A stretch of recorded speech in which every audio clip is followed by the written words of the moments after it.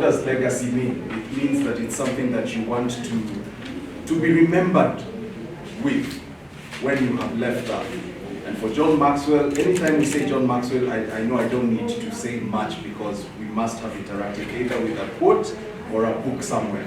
And he talks about leadership a lot. And that's his forte. So leadership is his forte. So what has he done? He has created a program that is called the Beyond Success Round Table.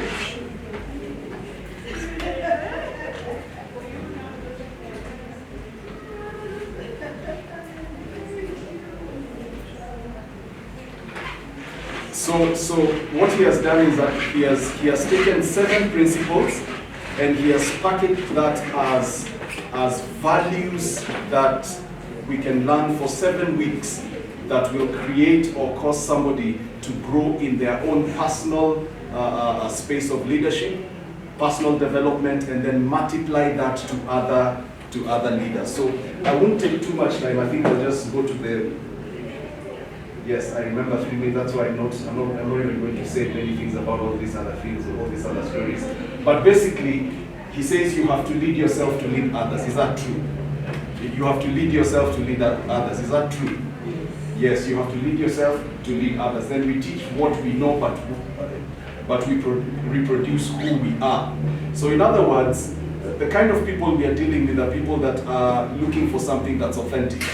If they see a variance between what you're saying and who you are, it becomes very difficult for them to listen to you, especially Generation Z going ahead, all right? So that is why it's important that we just don't teach what we know, but we actually reproduce who we are, and that's important. So these are all leadership stories. This is the Africa Director, and that's the Kenyan Country Coordinator of Beyond Success Equip Kenya. I'm here on her behalf. Her name is Lydia Siwa. Okay, all that may not be important for now. Now, from training to transformation, how did John Maxwel arrive at transformation? And why are we calling what we are doing round tables? Because anywhere you go, here in church, and especially churches where you have black seats at the front, right? Black big seats at the front, and the rest of us sit at the back. All right, the black seats are for the important people, and the other seats are for the members, or the more anointed, or, you know, I know I'm stepping on toes, I'm sorry. But that, many times, you don't raise people well with that kind of, especially when we are dealing with young people. But when you sit around the table, you don't have hierarchy, you don't have special places. In fact, when we sit at round tables, we don't even have titles.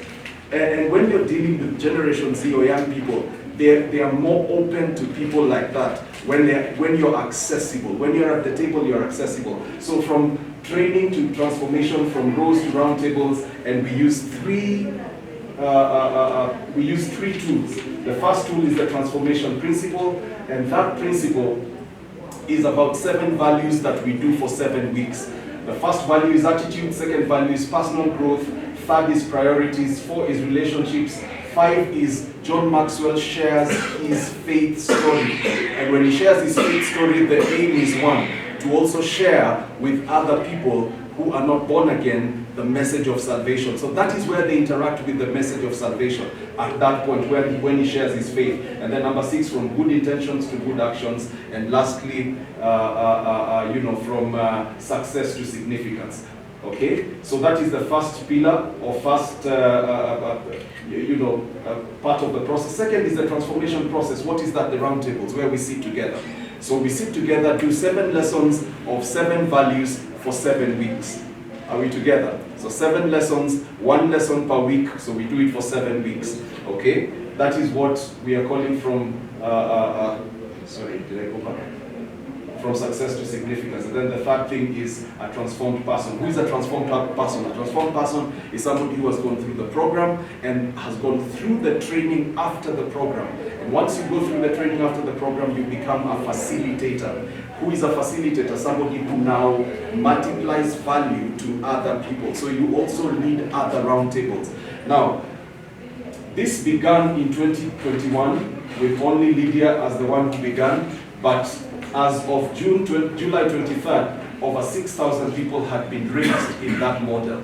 okay, with this training and people going through that training, and by the end of the year we are trusting God that we will have reached 10,000 mark, okay, where we have been individuals, small groups, corporate organizations, government, churches, schools, media. For us, it is the people that are close to you that you reach first. Those that are in your circles, those that relate with you, those that you're in small groups with, those that you know, family, etc. And this has taken us even to schools. It has taken us even to schools. I'll show you that later. These are important developments, flexibility. I don't want to say anything about that because of time, but this is where I will end it. Okay? What we are calling Generation Z are people, of course, that you know want authenticity, and that's what the roundtable gives you. They can look you in the eye. If you're telling a lie, they can tell. They can be able to ask the questions. You can be able to see when somebody hasn't understood anything. And so you're able to interact at a round table and talk openly over the different, over the different areas that we're talking about, all the 7 topics. And then we have they want an opportunity to be heard. It is at that point they will tell you, I don't understand this and I don't understand that, and you're able to explain, because we're dealing with a generation that doesn't just want to be told. They have been told for many years, or we could be told and we would take it. I'm sure you relate. They can be told and they will talk back to you. They will answer you, or they will ask you a more difficult question. But you can't rise, you can't be angry.